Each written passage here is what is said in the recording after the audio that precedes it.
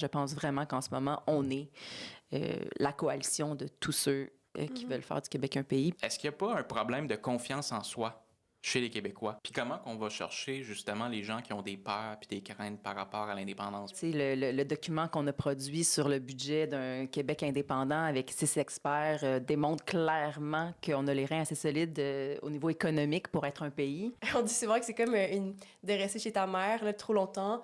À un moment donné, il faut que tu quittes. Là. Oui, ta mère fait ton lavage, mais tu peux le faire toi-même, ton lavage. Il n'y a aucune logique à ce que le gouvernement fédéral vienne dire au gouvernement du Québec, non, vous n'allez pas faire ça. Non, ça, c'est notre pouvoir. Puis non, on va empiéter sur vos champs de compétences. C'est profondément insultant, tu sais, quand on Mais voyons, qui est-ce qui va donner son argent à son voisin puis dire occupe-toi-en puis décide de quoi j'ai besoin? On va faire une élection, après ça, on va faire un référendum, puis c'est très bien, c'est la démocratie, mais il y a des peuples qui ont pris les armes puis ont fait leur indépendance, là. Diable, tu sais, quand on me pose la question sur gauche-droite, ça me tape un peu ses nerfs, moi, ben franchement. Vous écoutez Génération Oui, le podcast indépendantiste avec Florence, Marc-Antoine et David. Alors aujourd'hui, on est avec Catherine Gentilcore, députée du Parti québécois dans la circonscription de Terrebonne. Ça va bien, Catherine? Salut, ça va bien vous autres? Merci de me recevoir. Bien, merci beaucoup à toi merci d'avoir d'être accepté Très l'invitation. heureuse d'être là. Donc aujourd'hui, on va évidemment parler d'indépendance, du camp du oui, mais juste avant, je veux parler de ta victoire dans Terrebonne. Tu as gagné à 53 %. C'était quand déjà? Ça va bientôt Le faire 17 un an. mars. C'est ça, c'était en Ouais. mars. Comment qu'on se sent le soir d'une victoire aussi décisive pour le Parti québécois dans Terrebonne? Bien, c'est sûr qu'on était extrêmement heureux. Tu sais, la campagne a duré quand même assez longtemps. Moi, j'étais en campagne un gros 4 mois.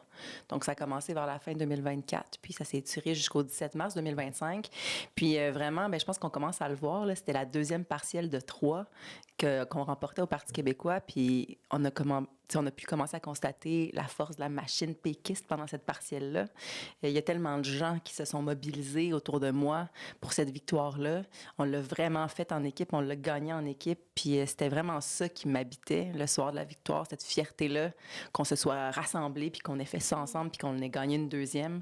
C'est vraiment particulier. Puis moi, comme j'étais présidente du parti juste avant, j'ai beaucoup vécu cette campagne-là comme présidente du parti, c'est-à-dire que j'étais très orientée sur l'organisation, justement, sur le pointage, sur comment toujours peaufiner la machine puis notre efficacité. Donc, tu sais, je voyais les affiches puis je le savais que c'était moi, là, évidemment, mais je l'ai vraiment fait, tu sais, j'aurais donné la même énergie peut-être si ça n'avait pas été moi la candidate, c'est-à-dire que c'était tellement important pour le parti de la gagner qu'on a tout donné. Tu sais, moi, je me suis vraiment investie à fond là-dedans. Donc, grande fierté, puis encore plus fière que seulement 5 mois après, même pas 5 mois après, il y en a un 6e qui soit venu nous rejoindre, tu sais, donc une 3e partielle qu'on a gagnée. Donc, très heureuse. Puis, tu sais, je le dis souvent, c'est un immense privilège d'être parmi les 125 élus au Québec. Là. Puis moi, j'en prends la pleine mesure à tous les jours. Je savais que j'aimerais ça. Je savais que j'aimais les gens, que j'aimais les Québécoises, les Québécois, mais de le vivre au quotidien, d'être dans ma circonscription, puis de rencontrer les gens à l'épicerie, à la pharmacie, puis qui me parlent de leurs enjeux, puis que je puisse les aider concrètement. Immense privilège, en plus de celui de siéger à l'Assemblée nationale, évidemment. Mais pour moi, le privilège des privilèges, puis la cerise sur le Sunday, comme j'aime dire, c'est de le faire avec cette équipe-là. Tu sais, j'ai la conviction intime et profonde d'être dans la bonne équipe. Je le sais pourquoi je me lève le matin. Je suis impliquée parce que je crois à l'indépendance du Québec, puis j'ai une équipe qui est aussi convaincue que moi sur tous les aspects. Puis ça, c'est une chance qui est énorme, là. Ouais. C'est ça, puis tu parlais de la machine péquiste. Il y avait, je pense, pas loin de 500 militants, militantes sur le terrain dans Terrebonne pendant la campagne exactement, partielle. 5 ou 600. Il y en avait 700, je pense, dans Jean Talon. Même chose dans Arthabasca, je pense 5 ou 600. Donc, vraiment, c'est extraordinaire, là, je veux le dire. Là, en plein hiver pour la mienne, en plein été pour celle d'Alex Boissonneau. C'est pas des périodes de l'année qui sont faciles pour aller militer, mais les gens sont contents, il y a un enthousiasme, puis c'est là qu'on voit le dévouement, puis c'est là qu'on voit la base tellement solide de militants du Parti québécois. Puis ce qui est vraiment chouette, c'est que c'est tous âges confondus. Donc, on a ceux qui sont là depuis plus longtemps puis qui s'impliquaient déjà il y a 30-40 ans, puis on a ceux pour qui c'est les premières campagnes, c'est les premières partielles, puis là, ils prennent la piqûre en vivant ça parce qu'ils sentent que leur mouvement puis leur parti est vivant. Puis ça, c'est tellement beau de voir ça. Puis moi, je suis proche des jeunes, puis j'ai embauché juste des jeunes dans mon bureau parce que je connais l'importance de former cette relève-là, puis de m'assurer qu'ils soient vraiment présents partout dans notre parti. Puis donc, ouais. C'est assez impressionnant. Comment vous faites pour rejoindre autant de jeunes? Parce que moi, je le vois beaucoup là, sur les réseaux sociaux, les jeunes qui vont s'impliquer dans les campagnes d'élections partielles avec le Parti québécois, j'en vois énormément. Comment vous attirez autant de jeunes dans votre machine? Bien, le secret, là, c'est les jeunes qui sont déjà là. Donc, les jeunes qui sont déjà là, puis qui sont impliqués, puis qui sont mobilisés, bien, eux attirent d'autres jeunes, ils s'organisent pour aller les chercher. Écoute, Léa, qui est sur mon équipe, Léa Lacroix, que quasiment tout le monde connaît, je te salue, Léa. Elle a fait, je sais pas combien de... Tu sais, elle a rempli sa voiture, je sais pas combien de fois pour venir faire du porte-à-porte dans Terrebonne. Elle le fait aussi dans Arthabasca, puis il y a plein de jeunes qui le font. Fait que je pense que les jeunes, entre eux, se montrent comme un groupe, puis se motivent entre eux autres, puis c'est ça qu'il faut. Tu sais, je veux dire, ça vient pas de nous, là. C'est vraiment les jeunes qui décident de mobiliser leur gang, puis le succès vient de là. Donc, c'est... Chapeau à eux, là, le succès leur revient là-dessus. Oui, tout à fait. C'est aussi une question de représentation, j'imagine. Ils voient des jeunes s'impliquer, donc ils ont envie de s'impliquer. Puis... Moi, c'est ce qui me fait le plus plaisir, mettons, dans l'ensemble de ce que je fais comme députée, quand il y a des jeunes femmes qui viennent me voir puis qui me disent « Hey, moi, depuis que tu es là, ça m'intéresse encore plus, la politique. Oui. Puis là, je sens que c'est accessible pour moi. Puis c'est le fun de jaser avec toi. Puis, tu sais, t'es pertinente. Tu parles de nos enjeux. Tu sais, moi, ça me fait plaisir. Ou des jeunes filles dans ma circonscription, dans la rue, qui m'arrêtent. Puis qui disent, ah, je vous ai vu à la télévision. Tu sais, puis ils ont des étoiles dans les yeux. Puis je vois que pour elles, c'est comme une avenue qui s'ouvre puis qui n'existait pas avant, de faire de la politique ou de pouvoir exprimer son opinion publiquement. Ça me fait vraiment plaisir parce qu'on a besoin de femmes, là, tant en politique que pour faire l'indépendance. Donc, de pouvoir être... Puis c'est un privilège, puis c'est une responsabilité que je prends avec tellement de sérieux, ça, parce que en ce moment, je suis la femme députée au Parti québécois. Il y a Mégane Perry-Mélenchon qui est là, puis qui est incroyable, puis qui fait un boulot extraordinaire, puis qui est là, elle aussi, mais on est seulement deux, tu sais. Donc, d'être en tout cas qui sont des figures visibles du parti. Fait que ces jeunes femmes-là puissent venir vers nous, qu'elles puissent nous parler, d'être là pour elles, puis qu'elles se sentent représentées pleinement à l'Assemblée nationale, ça me fait vraiment plaisir. Est-ce que plus jeune, tu avais des figures comme ça, des représentations que tu t'es dit « Ah, moi aussi, je pourrais m'impliquer ». Bien, sais-tu quoi? Tout à l'heure, là, on revient d'un événement. Puis, je ne sais pas si vous le connaissez, Bernard de Rome. Mais Bernard de Rome, bon, toi, tu le connais, c'est le plus grand lecteur de nouvelles que le Québec ait connu. Puis moi, chez moi, tous les soirs, le téléjournal, c'était sacro-saint. OK? Mes parents, c'était comme, pendant cette demi-heure-là, ces 40 minutes-là, vous ne parlez pas. Vous pouvez rester avec nous si vous voulez l'écouter, mais on regarde les nouvelles, puis c'est Bernard de Rome. Puis là, je parlais de ça avec Nicolas, mon attaché, puis je lui disais, ça, c'est Bernard de Rome, puis c'est un homme extraordinaire, blablabla. Et là, Bernard de Rome se revient vers moi, puis il dit, « Bonjour, Madame la députée, je suis très heureux de vous rencontrer. » Excusez-moi, là. Mais ça, pour moi, tu sais, donc, ça, c'est une figure marquante pour moi. Là, c'est un homme, mais il y en a plein d'autres. Pour moi, Pauline Marois, c'était une figure emblématique. Véronique Yvon, la même affaire. Mais là, aujourd'hui, dans ma vie, de rencontrer ces gens-là, qu'ils considèrent mon opinion, qu'ils veuillent échanger avec moi, que je puisse échanger des idées avec eux, c'est quand même incroyable. Puis qu'ils te reconnaissent. Sauf que moi, à l'époque, ce que je voulais vous dire, c'est que je pensais même pas que c'était à ma portée. Moi, je viens pas d'une famille qui est militante. Je n'ai pas milité jeune, contrairement à vous. Je suis arrivée tard dans le militantisme, bien que j'ai été indépendantiste toute ma vie. Donc, pour moi, ces sphères-là ou ces gens-là ne m'étaient pas accessibles. Je pensais jamais pouvoir leur parler de manière aussi proche un jour dans ma vie. Donc oui, j'avais des modèles, puis oui, il y avait des femmes québécoises que j'avais en très haute estime, mais de m'imaginer qu'un jour, 20 ans, 25 ans, 30 ans plus tard, je serais à leur côté, puis que je pourrais échanger sur elles, sur l'avenir du Québec, ça, c'est incroyable.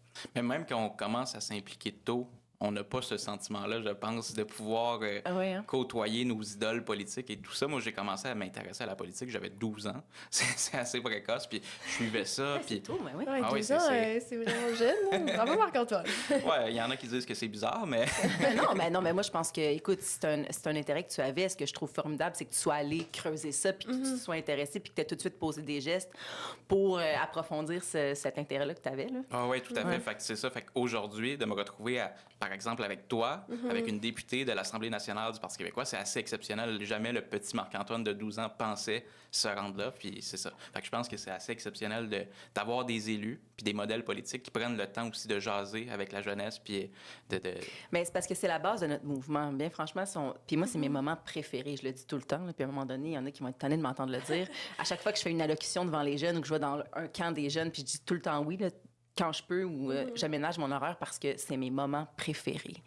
C'est là où tu peux vraiment prendre le pouls de ce qui se passe. Tu peux voir c'est quoi les grandes tendances. Tu te connectes sur c'est quoi leurs besoins à eux, comment ils voient l'avenir. Puis toute cette effervescence-là qui se passe au sein du mouvement jeune, c'est incroyable de se brancher là-dessus. Là. Fait que c'est une chance qu'on a au sein du mouvement indépendantiste puis au sein du Parti québécois d'avoir ça, puis de pouvoir se nourrir un l'autre, finalement, par notre énergie, puis ce qu'on donne à l'indépendance du Québec. Puis il y a assez peu de députés de notre âge. Tu sais, c'est qui le ou la plus jeune députée à l'Assemblée nationale en ce moment? Je pense que c'est Samuel Poulain, si je ne m'abuse. Puis je pense qu'il y a 30 ans maintenant. Fait que je pense qu'il n'y a plus de députés en bas de 30 ans, si je ne m'abuse. C'est ça, exactement. Ouais. C'est un peu désolant, quelque part, parce que ces jeunes-là, ils vivent des préoccupations. Puis on a des députés comme toi qui sont connectés à ces enjeux-là. Tu sais, on se l'empêche pas, mais d'avoir quelqu'un de notre génération, de notre groupe d'âge à l'Assemblée nationale, ça serait Mais c'est appelé à changer, je pense, en 2026, parce que là, la CAQ sont là depuis un bout de temps. Fait qu'il y avait quand même, tu sais, Samuel Poulain, au début de son premier mandat, il était dans la jeune vingtaine. Même chose pour Mathieu Lacombe, je pense. Il y en avait quelques-unes là, qui étaient vraiment dans la vingtaine quand ils ont commencé leur mandat. Mais là, ça commence à faire presque une dizaine d'années, donc ils ont vieilli, évidemment. Mais là, si les choses se poursuivent comme ça pour 2026, je pense qu'il risque d'avoir un bon renouvellement. Puis là, on va... C'est sûr qu'à 6 députés, c'est moins facile d'en avoir un en bas de 25 ans. On va voir ça en 2026. Ben oui, puis en plus, si les jeunes se sentent comme valorisés à travers des députés, ils vont aller plus voter. Là, il y a aussi des statistiques qui montrent que les jeunes vont moins voter. Bien là, on l'a vu avec l'indépendance, finalement, ça remonte, mais c'est quand même des gens qui vont moins voter.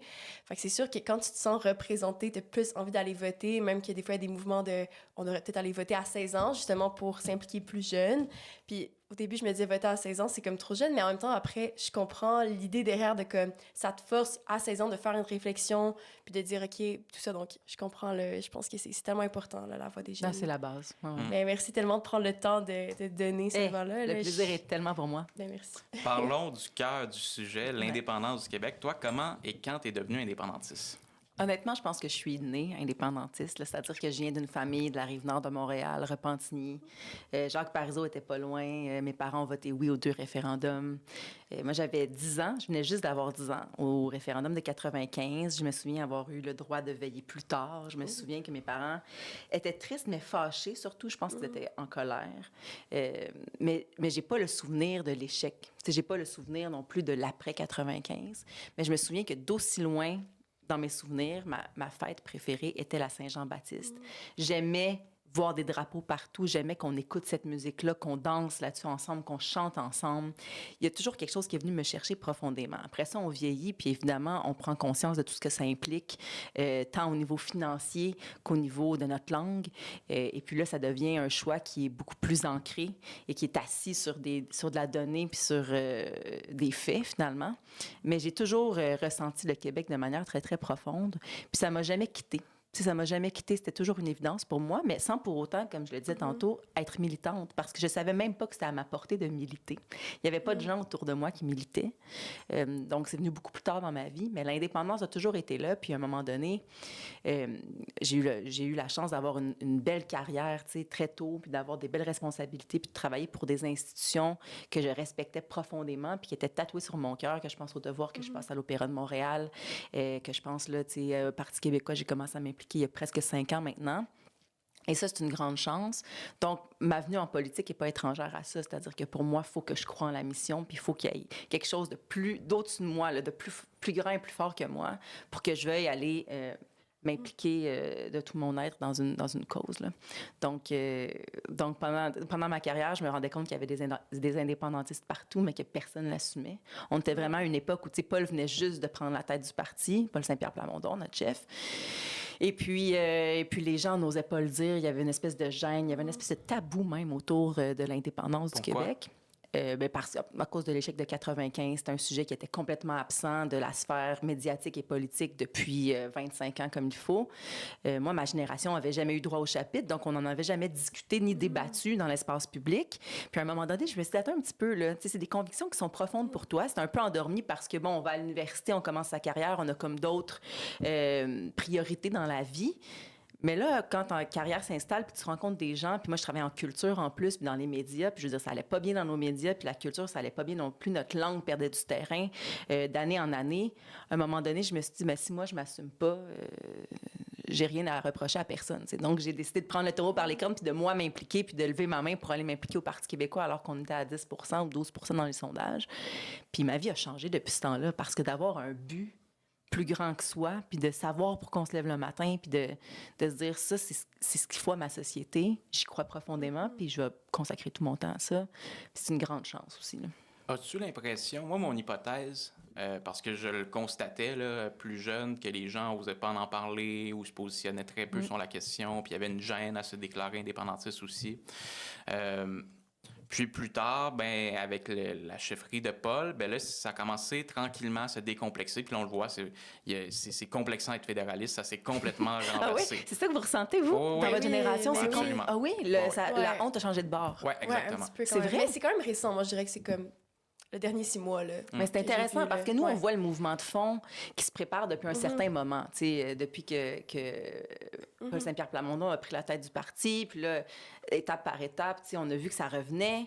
Puis là, cet été, tu sais, la Saint-Jean des Oui-Québec, Ben oui, c'est puis ça. bon, Kenji, puis tous ces artistes-là qui commencent à être de plus en plus vocaux, on dit, Ouais. waouh, il se passe vraiment quelque chose. Puis ce qui est magnifique, c'est que c'est extérieur à nous. C'est-à-dire que c'est sûr que Paul Saint-Pierre Plamondon, le Parti québécois, a ramené le sujet à l'avant-plan, puis il a fait en sorte qu'on reparle d'indépendance. Mais ces jeunes-là, tu sais, vous, là, vous vous soulevez entre vous, puis vous entraînez entre vous, puis c'est ça que je trouve merveilleux. Mais que vous me disiez que là, c'est rendu l'inverse, puis que vous voyez une majorité de gens autour de vous être Ouais. indépendantistes, puis que là, c'est rendu d'être Ouais. fédéraliste qui soit, tu sais... C'est comme moi la mode, on dirait. Il y a comme une question, mais ma soeur, elle me dit c'est une question de trend. Et genre, ah non, ouais? l'indépendance, c'est comme une mode. Parce que là, c'est comme à la mode. Mais dans la tête, je me dis, mais une mode, c'est pas ça. Genre, une mode, c'est quelque chose que tu portes. Mais en fait, ouais, puis en fait, c'est que une mode, peut-être, moi, j'aime mieux dire un cycle. Il y a des ouais, cycles. c'est ça, exact. Puis ouais. ces cycles-là vont revenir tant qu'on ne l'aura pas fait. Parce que Oui, tant que c'est l'indépendance ça, n'est ouais, pas ouais. faite, elle est à faire. oui. Hein. C'est pas moi qui ai dit ça, c'est Gaston Miron. Mais c'est évident pour Ouais, moi. ouais. Donc, je pense que ces cycles-là, forcément, vont revenir. Puis là, on a laissé quelques générations passer Ouais, depuis oui. la dernière fois. Donc là, vous, comme moi, on n'a pas vécu ce traumatisme-là de 95 et on a envie au moins d'en débattre. Je veux dire, c'est Mais notre droit tellement, fondamental ouais. de débattre de ça. Puis, tu sais, pour moi, un référendum, c'est tout naturel. Il y a plusieurs nations pour lesquelles c'est naturel de demander l'opinion des citoyennes, des citoyens sur de nombreux sujets, mais ça reste une consultation populaire sur un sujet hautement important puis au cœur de notre démocratie. Là.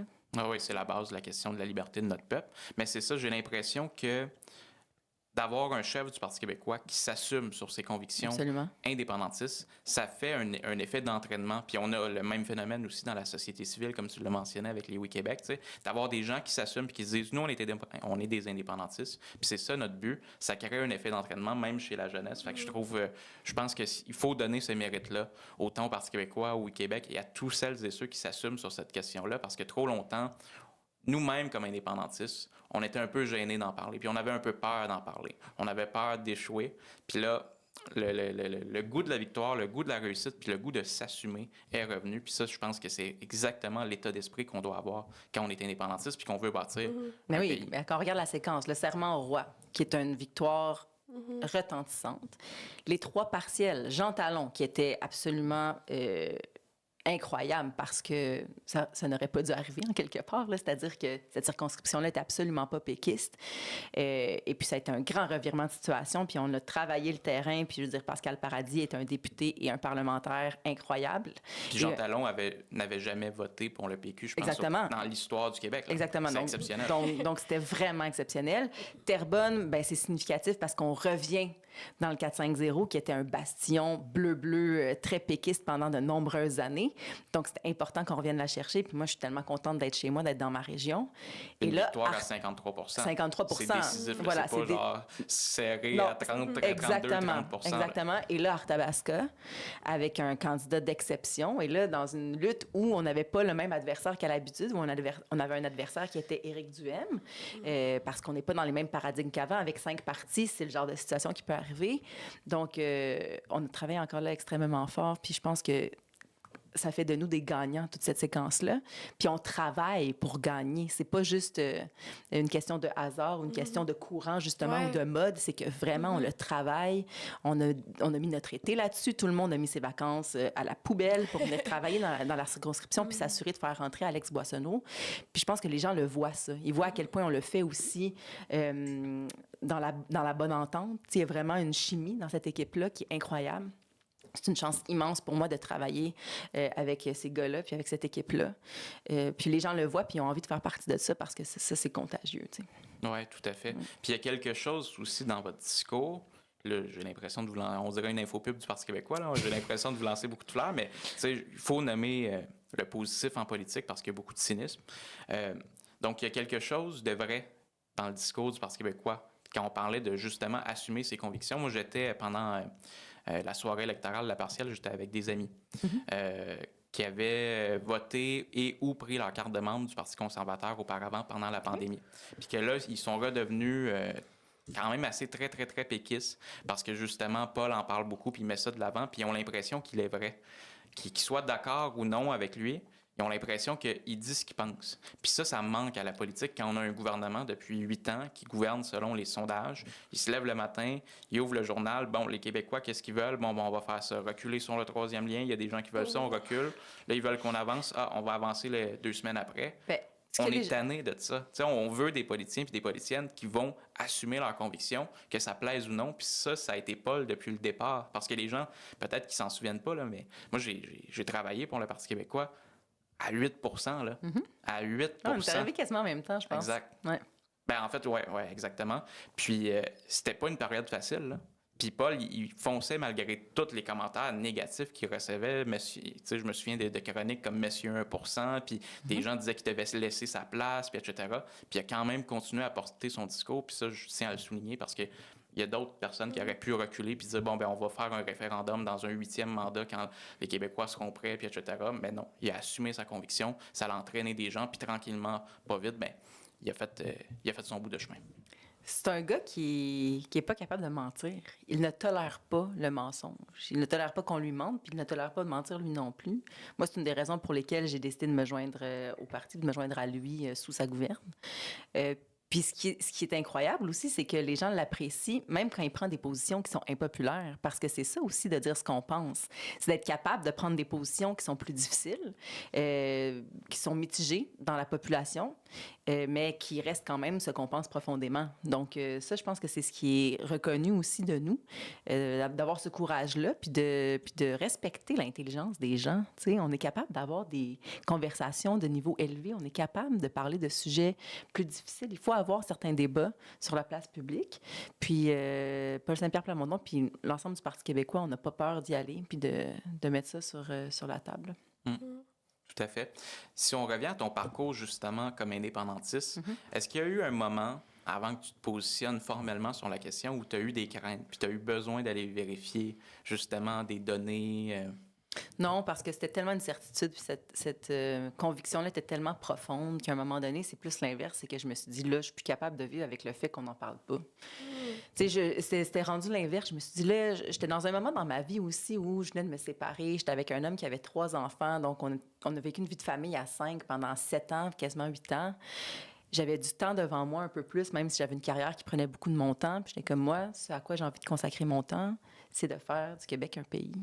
Puis avec Paul Saint-Pierre Plamondon qui vient d'arriver, j'y crois. Puis j'ai envie d'aider à remonter cette équipe-là. Puis ça va prendre du sang neuf. Puis à l'époque, j'avais, je sais pas, 34 ans, 35 ans. Ça prenait des jeunes, là. Puis bon, je sais que vous êtes plus jeune que moi, mais dans la trentaine, c'est encore jeune. Tu sais, même la quarantaine en politique, c'est jeune. Donc, il fallait remonter cette équipe-là. Puis... donc, pour moi, non, j'ai pas eu peur du tout. En fait, c'était devenu assez essentiel à mon parcours, puis j'avais vraiment envie d'embrasser ça puis de voir où ça allait me mener, là.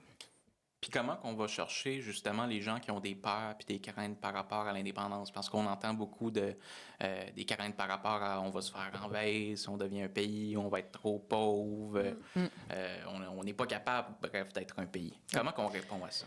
Ben, je pense que la question, c'est pas de savoir si on est capable ou pas d'être un pays. Là. Le document qu'on a produit sur le budget d'un Québec indépendant avec 6 experts démontre clairement qu'on a les reins assez solides au niveau économique pour être un pays. Je pense que cette démonstration-là n'est plus à faire. Pour moi, l'enjeu, c'est plus de savoir quand est-ce qu'on va se tanner collectivement, quand est-ce qu'on va en avoir marre, quand est-ce qu'on va se choisir puis se dire, là, ma langue périclite de mois en mois, ma culture s'efface, nos jeunes ne savent plus quelle est leur culture. à un certain degré, à un certain niveau. Financièrement, ça ne tient pas la route. On a un État fédéral qui explose pour recevoir moins de services, en tout cas pas plus qu'on en avait avant. Moi, ce que je me demande, c'est quand est-ce que les Québécois vont se tanner puis se dire on se choisit, puis on y va, puis on fonce. Cela dit, ta question reste pertinente. C'est pour ça qu'on est en train de produire un livre bleu, puis qu'il y aura des contenus aussi qui découleront de ce livre bleu-là, parce que c'est important, je pense, de répondre à leurs questions, puis que le plan soit clair le plus possible pour que ces gens-là embarquent avec nous. Donc, ce travail-là est évidemment fait de manière très, très rigoureuse en ce moment, puis ça sera dévoilé là, au courant de la prochaine année. Mais pour moi, c'est ça le secret.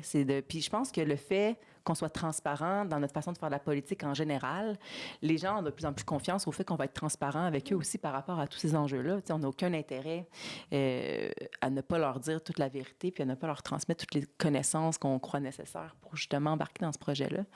Donc voilà, je pense que ça... Tu sais, de tous les temps, les gens ont eu des craintes par rapport à l'indépendance du Québec.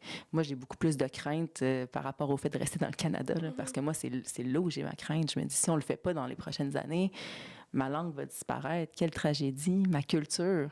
En ce moment, là, comment on fait? Puis là, il y a un projet de loi très important pour moi que j'espère on va étudier au retour de la session, tout dépendant de ce qui se passe avec le remaniement, mais le projet de loi sur la découvrabilité culturelle. Parce que là, en ce moment, on est dans une période cruciale. Il faut s'imposer face aux géants. Il faut mettre les points CI, les barres sur les T. Il faut délimiter le carré de sable puis s'assurer de faire respecter nos droits là-dedans, puis de s'assurer que nos contenus soient là d'emblée sur l'ensemble des plateformes, que nos plateformes à nous, québécoises francophones, soient d'emblée sur tous les appareils qui seront vendus au Québec. Je veux dire, il y a tellement de choses qui sont à faire. Faire des partenariats aussi avec les autres pays francophones. Il y a tellement de choses à faire. Mais la meilleure façon d'y arriver puis d'avoir notre pleine autonomie par rapport à ça comme par rapport à tout le reste, là, ben, c'est de devenir indépendant. Donc voilà, je pense qu'on aura plusieurs forums pour démystifier tous ces enjeux-là dans les prochains mois, dans la prochaine année.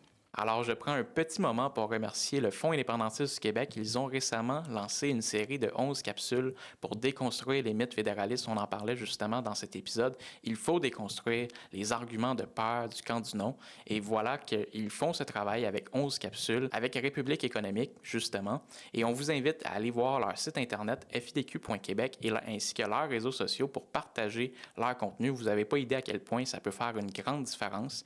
Et on vous invite, si vous aimez leur travail également, à découvrir leur campagne de sociofinancement et à y contribuer. Donc voilà, fidq.québec, je vous remercie et je vous souhaite une bonne fin d'épisode. Comment ça se fait qu'on n'est pas déjà un pays? C'est une question que je me pose plein de fois. Tu sais, quand on regarde l'histoire du Québec, puis je le dis souvent, puis je vais le redire, le peuple, le Québec a été un peuple conquis et annexé par la force. Dans notre histoire, moi, j'ai réalisé ça, puis c'est pour ça que je suis devenu indépendantiste assez jeune. J'ai appris l'histoire du Québec, puis j'ai compris qu'on était dans le Canada parce qu'on avait subi la conquête britannique. Puis là, je me suis dit, bien, dans le fond, le Québec, on est une nation comme les autres, on pourrait être un pays comme les autres. Comment ça se fait qu'on est encore dans le Canada? Puis comment ça se fait qu'on est dans une monarchie britannique qui nous a, encore une fois, je le répète, conquis et annexé par la force? C'est horrible, là, tu sais, alors qu'on est un peuple fier, avec une culture fière, une culture forte, avec une langue unique et exceptionnelle en Amérique du Nord. Donc, pourquoi que le Québec n'est pas un pays? Il y a plusieurs facteurs qui contribuent à ça. On y est vraiment presque arrivé en 95. Hein? On a vraiment failli devenir un pays. Il y a ces craintes-là dont tu parlais, je pense. Il y a aussi une question... c'est toujours plus facile le statu quo que de décider de changer, que de décider d'aller vers un peu vers l'inconnu, vers le changement. Donc, je pense qu'il y a un peu de ça. Puis aussi, ça prend un sentiment d'urgence. T'sais. Puis moi, ce sentiment d'urgence-là, je le ressens profondément en ce moment.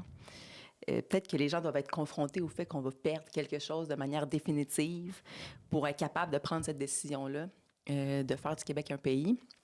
Et c'est ce que je pense. Et, tu sais, en ce moment, les Québécois et les Québécoises n'ont plus les services, plus l'accès aux services auxquels ils devraient avoir droit pour les taxes qu'ils payent, pour les impôts qu'ils payent. Et ça, c'est dramatique. Tu sais, sous Justin Trudeau, sous François Legault, on a vu une immigration massive arriver au Québec. Et ça fait en sorte qu'on ne peut pas répondre aux besoins ni de ces gens-là, ni des gens qui sont déjà ici. Et ça, c'est dramatique. Il va falloir adresser ce problème-là de manière urgente si on veut avoir une chance de justement pouvoir remonter ces services-là puis s'assurer de pouvoir remettre en première ligne l'accès à des services essentiels. Là. Bon, soit l'éducation, la santé, vous le savez, comme ça va pas bien en ce moment. Donc, je pense que ça, c'est vraiment primordial. Mais là, les gens voient là, que le régime fédéral fait absolument rien pour eux en ces matières-là. Là, M. Carney va annoncer très bientôt, et je pense, un budget, pas un budget, un déficit catastrophique. Là. Ça s'en vient bientôt. Ça ne sera rien pour rassurer qui que ce soit au Québec. T'sais, ceux qui ont cru que Mark Carney allait les sauver, tout ça, je pense que rapidement, on va se rendre compte que ça ne sera pas le cas. Donc, ça prend une situation, ça prend une conjoncture, puis ça prend des gens pour mener le mouvement aussi. À 2 reprises, on a eu des équipes solides qui ont mené le camp du oui, puis qui ont fait en sorte qu'on se rende à faire un référendum. Puis en 95, comme je le disais, on était vraiment très près d'y arriver. Là, je pense qu'on est dans un nouveau cycle, je le dis souvent, mais en 2028, toutes les Québécoises, tous les Québécois qui ont 50 ans et moins n'auront jamais pu voter à un référendum. Pour moi, c'est une statistique qui est incroyable. Puis quand je dis ça à des gens qui ont autour de cet âge-là, mais voyons, fais ton calcul, là, tu comptes pas bien, tu sais. Non, je te le dis, calcule, en 2028. Puis là, hey, t'as raison. 50 ans, c'est pas vieux, mais c'est plus jeune non plus, là. Donc, c'est vraiment une grosse partie de la population active qui aura jamais pu voter un référendum à un moment donné. C'est ça. Fait que, tu sais, quand tu demandes comment ça, on n'est pas indépendant, je suis vraiment d'accord avec toi que logiquement, ça aurait dû arriver depuis longtemps. Mais moi, j'y crois. Je pense qu'on est dans un nouveau cycle qui va nous mener à ça. On n'a pas le choix. Il faut que ça arrive. Ouais. Il faut que ça arrive parce que tu le disais, notre langue, notre culture, le fait qu'on se soit tenu debout puis qu'on ait combattu pour ça, parce que c'est ça l'affaire, c'est que c'est pas d'hier là, qu'on s'est battu pour conserver ça. C'est comme ça depuis tellement longtemps. Donc, à un moment donné, il faut que ça finisse par arriver. Oui, tout à fait. Puis, c'est ça, donc il y a beaucoup de peur, mais j'ai l'impression qu'il y a un peu un problème. Puis, je pose ces questions-là, parce que je pense qu'il faut établir pourquoi, justement, on n'est pas un Québec indépendant. Ça nous permet de comprendre là où on a peut-être échoué ou peut-être là où on peut trouver des solutions. Est-ce qu'il n'y a pas un problème de confiance en soi chez les Québécois?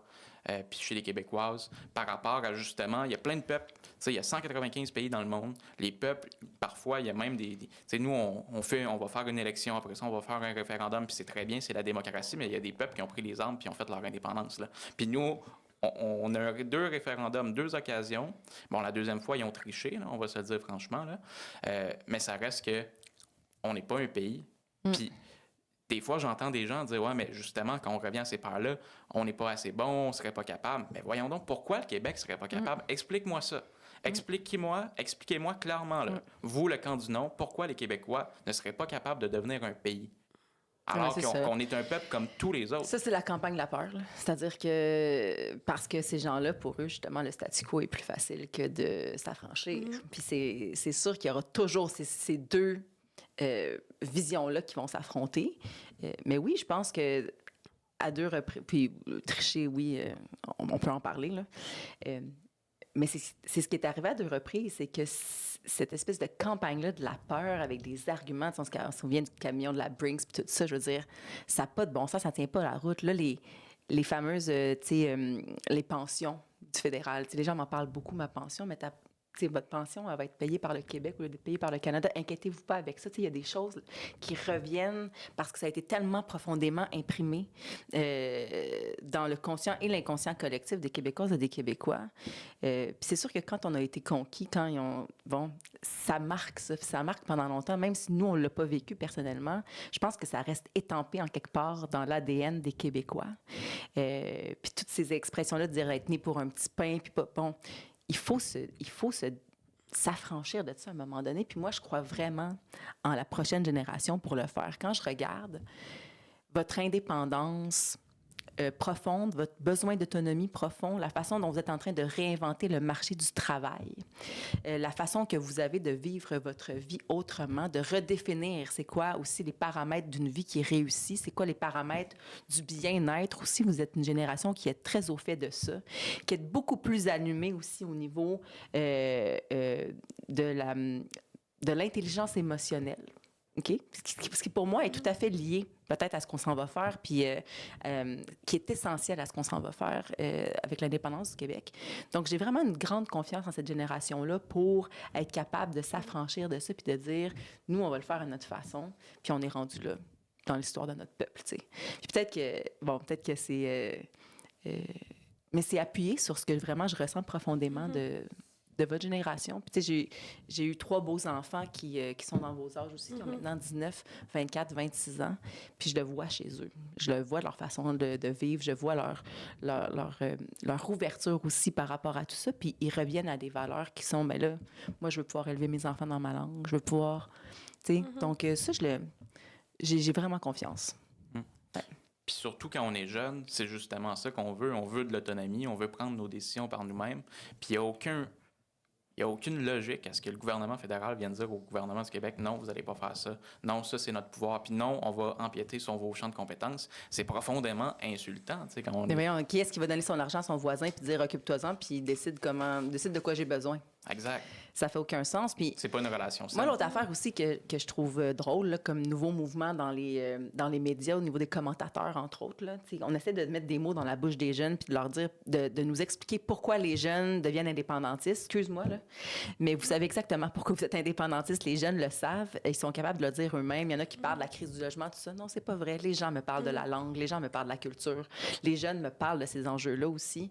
Ils me parlent beaucoup aussi de la situation économique, du fait qu'ils n'ont plus confiance au Canada, qu'on ne devrait pas leur envoyer 82 milliards par année, puis qu'on veut gérer cet argent-là par nous-mêmes. Les jeunes sont intelligents avec l'argent, ils savent que c'est un enjeu, c'est une époque qui est difficile pour eux à ce niveau-là. Donc, s'il vous plaît, qu'on ne laisse pas les chroniqueurs, les commentateurs vous mettre des mots dans la bouche, puis décider à votre place pourquoi vous êtes indépendantiste à un moment donné. Moi, en tout cas, chacun des jeunes que je rencontre qui est indépendantiste, c'est clairement énoncé pourquoi il l'est. Oui. Puis ça, pour moi, ça a une très grande valeur. Là. Fait qu'il faut continuer à vous exprimer publiquement puis à donner vos raisons pour lesquelles vous êtes indépendantiste. Ça, puis... Ouais, non, mais je disais, mais c'est intéressant que tu parles de la vision, tout le monde un peu sondé pourquoi, surtout dans les jeunes. Puis moi, dans mon entourage, ça revient beaucoup au féminisme aussi. Là. C'est vraiment un thème que je vais parler avec toi aussi parce que moi, la peur, OK, peut-être que tu as peur de quitter le Canada, mais moi, cette peur-là est beaucoup plus grande que de rester dans le Canada, de peut-être voir mes droits partir. Donc, je me dis...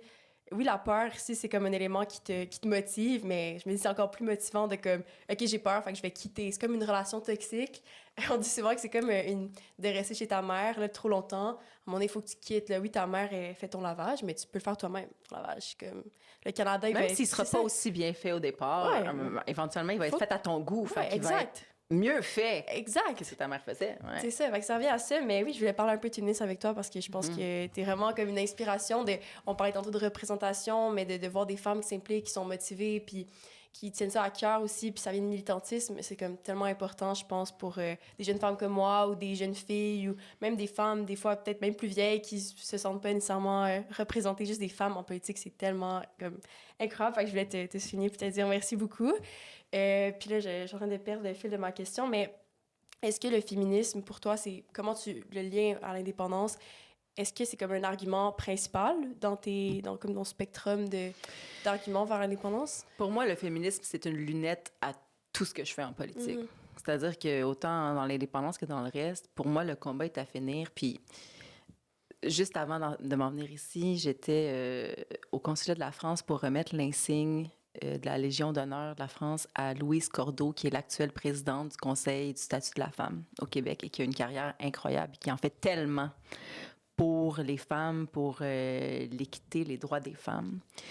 Puis je dis ça parce que pour moi, de rencontrer ces femmes-là, moi aussi, j'ai des femmes qui m'inspirent autour de moi et qui me donnent envie de poursuivre ces luttes-là. Pour moi, le féminisme, c'est quelque chose de concret.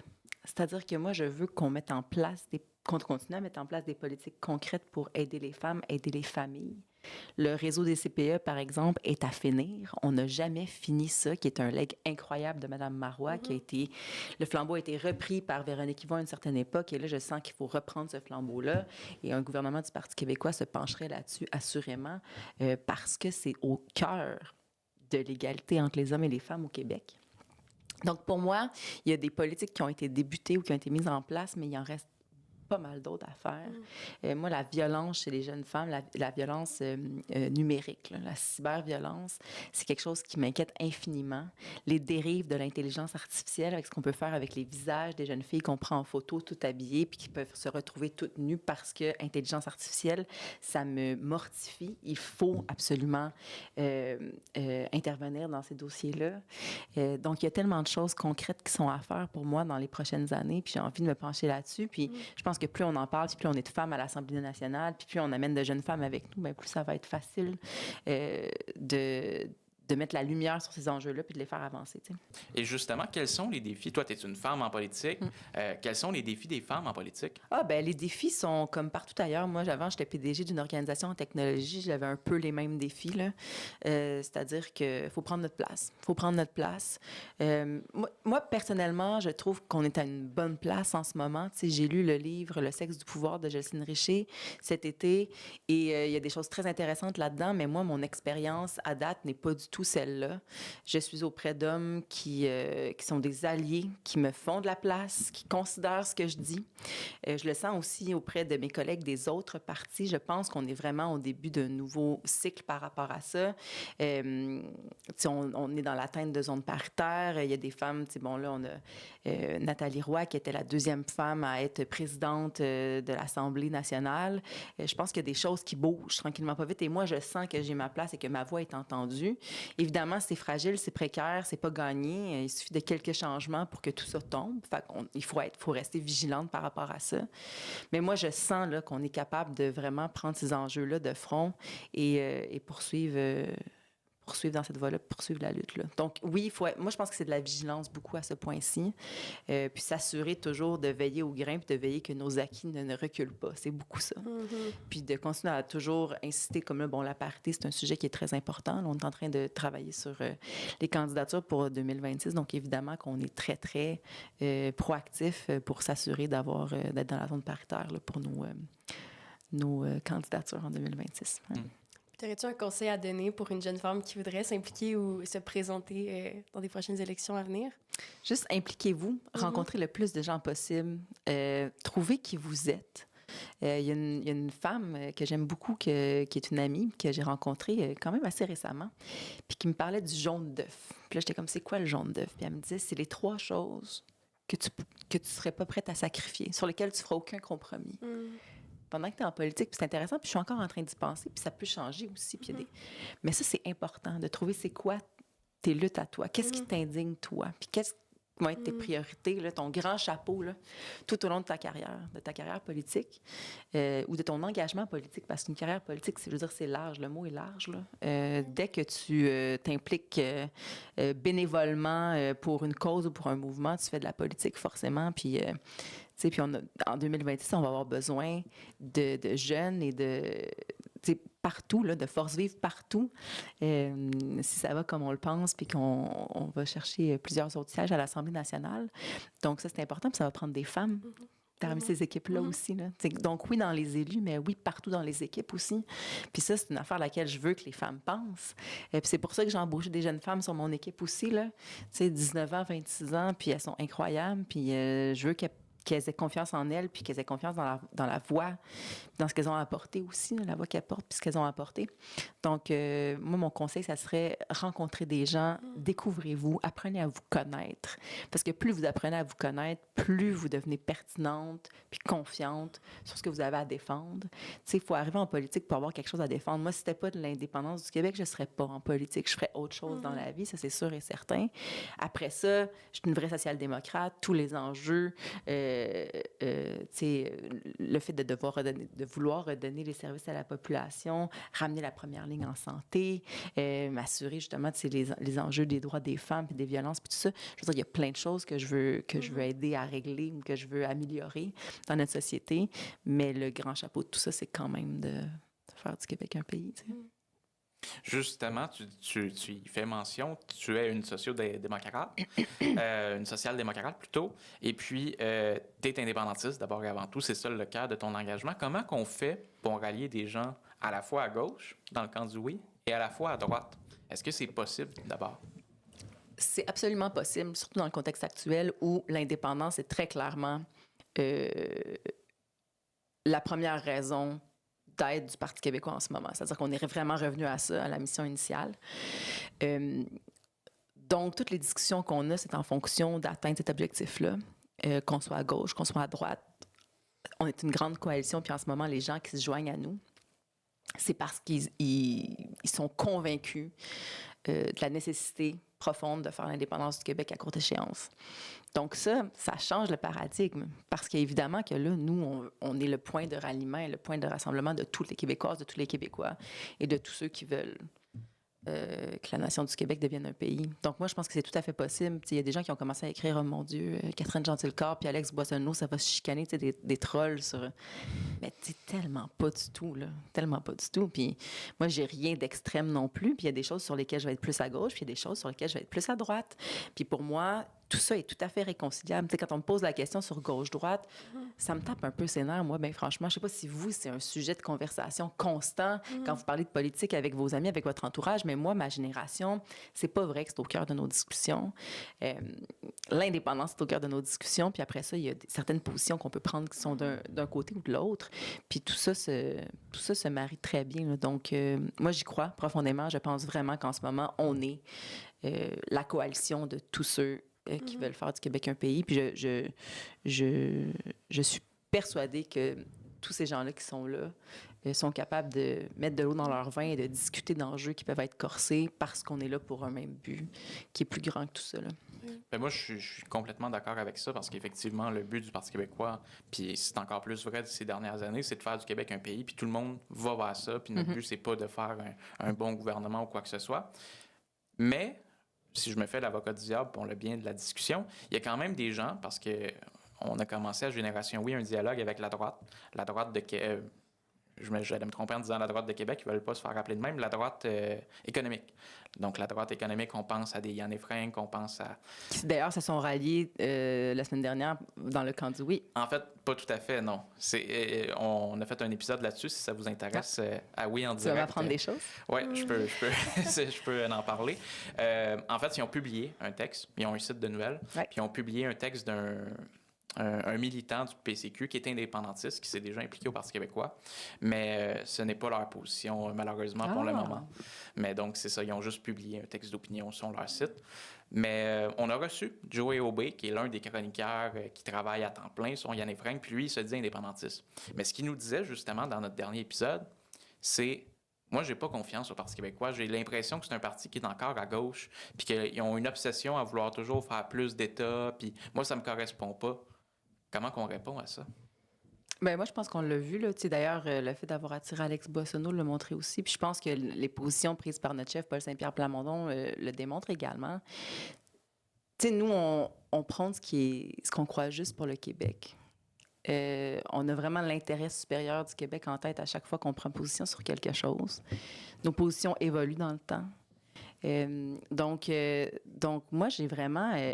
je crois vraiment en ce moment qu'on se trouve à un endroit où tous ces gens-là peuvent venir chez nous et se sentir chez eux, chez nous. Évidemment que les questions économiques restent au centre de nos réflexions actuelles. Évidemment qu'il faudra prendre des positions là-dessus, même en 2026.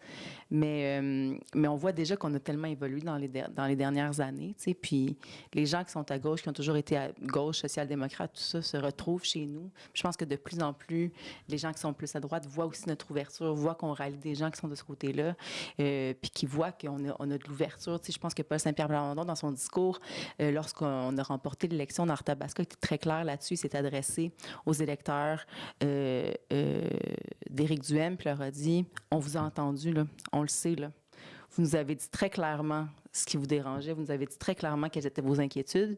Puis on vous entend, puis on repart avec ça, puis on va vous revenir là-dessus. » Donc ça, je pense que, tu sais, de ne pas avoir confiance, c'est une chose, mais je pense que Paul Saint-Pierre Plamondon a fait la démonstration auprès de tellement de Québécois dans les dernières années que c'était un homme de confiance, que c'était un homme de parole, et il saura parler à ces gens-là également. J'en suis absolument convaincue. Puis ça, c'est déjà commencé, là. Juste que, tu sais, Yann Efrain publie un texte comme celui-là, même si, bon, c'est pas leur position finale, ça démontre l'ouverture de la discussion puis du débat dans ces cercles-là.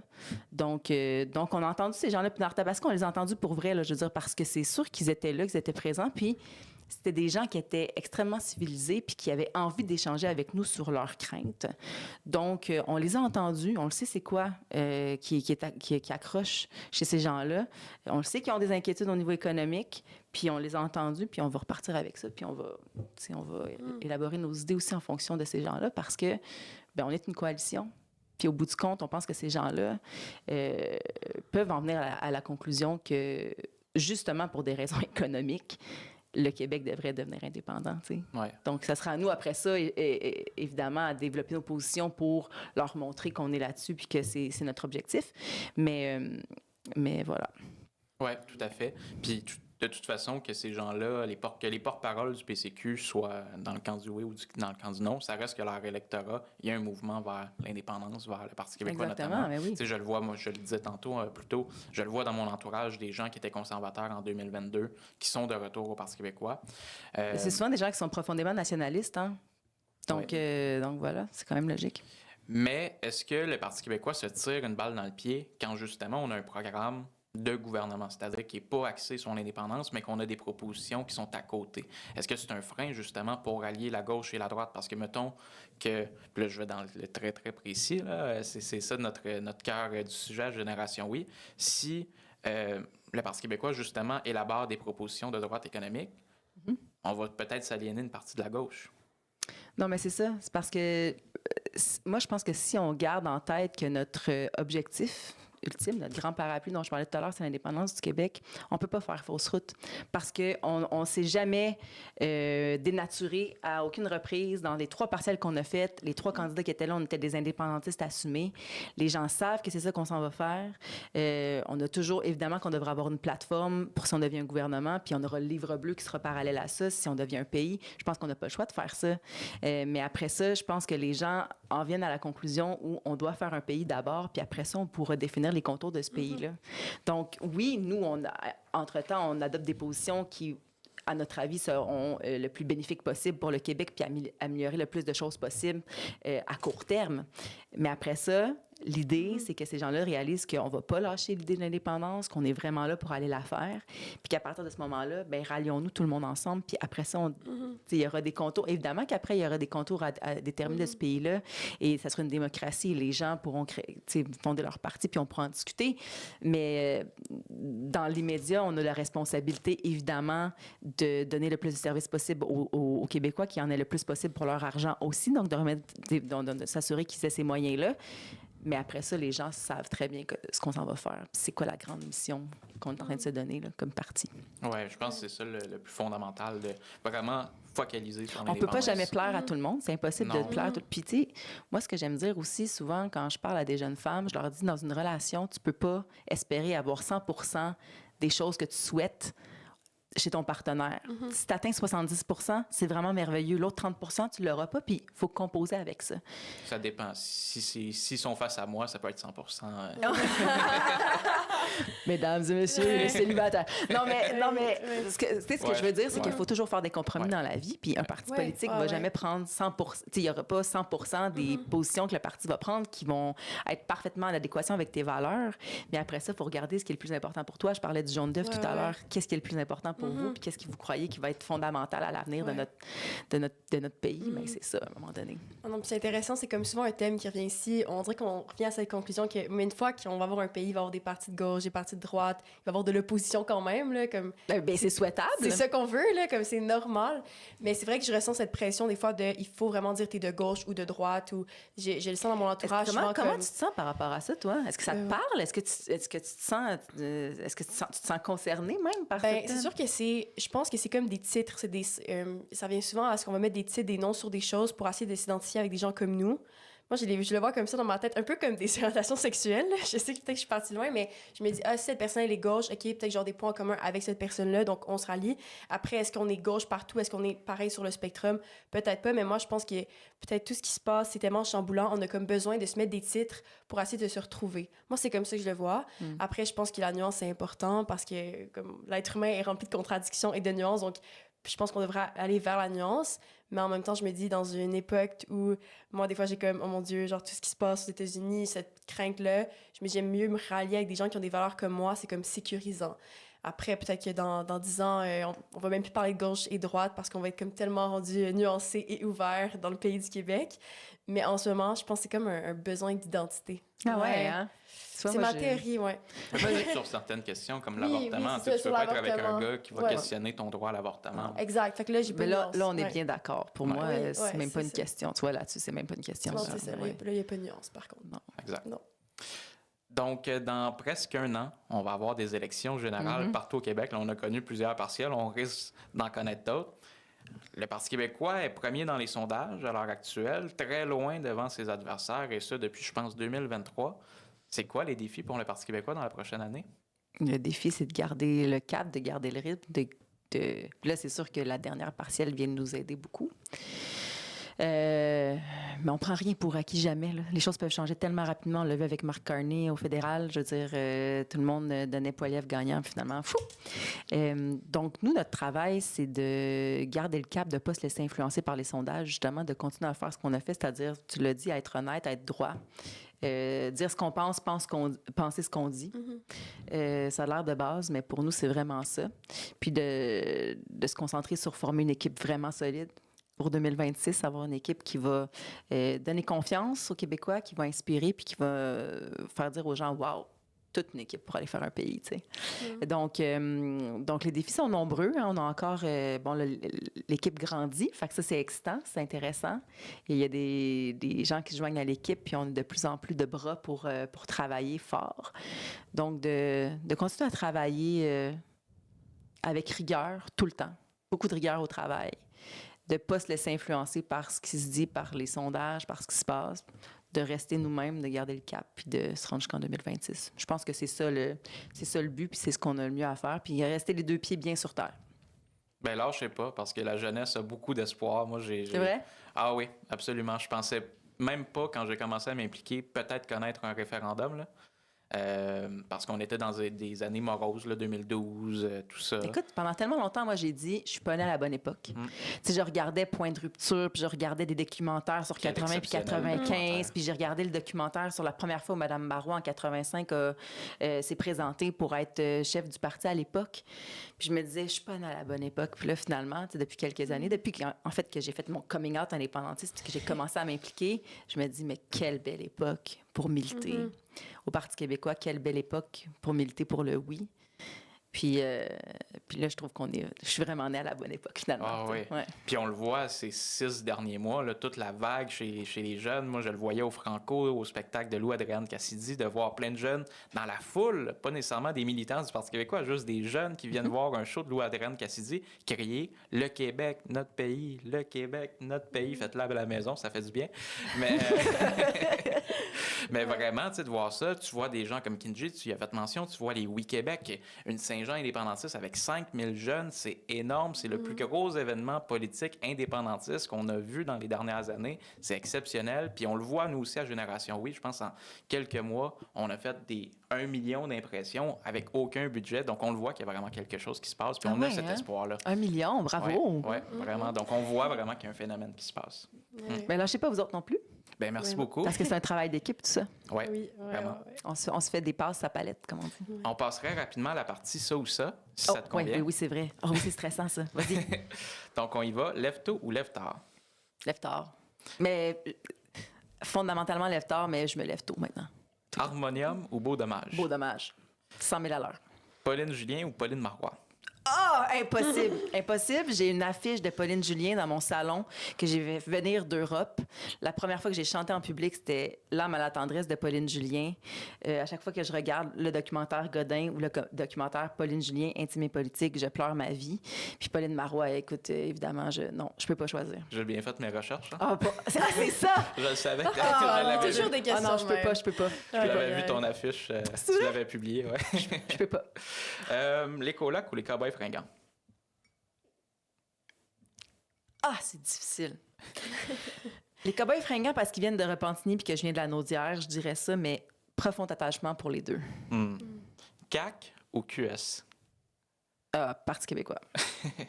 Retour des Nordiques ou retour des Expos? Retour des Nordiques. Yeah, on s'entend là-dessus. René Lévesque ou Jacques Parizeau? Non. Paul Saint-Pierre Plamondon. Québec indépendant avec un gouvernement de droite ou Québec province avec un gouvernement provincial de gauche? Québec indépendant tout court. Québec indépendant. Tout à fait. Et finalement, convergence des indépendantistes ou division des indépendantistes? On fait le pays tout le monde ensemble, mais la grande maison des indépendantistes, c'est le Parti québécois. Bienvenue chez vous, chez nous. C'est ça. Puis au référendum, on aura un camp du oui pluriel avec plein de partis, plein de groupes de la société civile. Voilà. Exactement. Bien, on te remercie. Je vais te remettre J'ai un prix de présence. un petit cadeau. C'est vrai? Ça va peut-être compenser pour un événement récent que tu as vécu. Je suis tellement contente.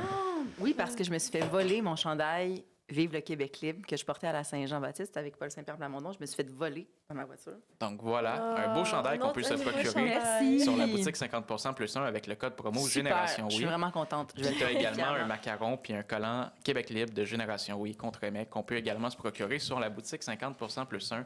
Merci beaucoup. On invite Merci. les gens Mais à te merci. suivre sur les réseaux sociaux. Et sur ce, nous, on se dit À la prochaine fois.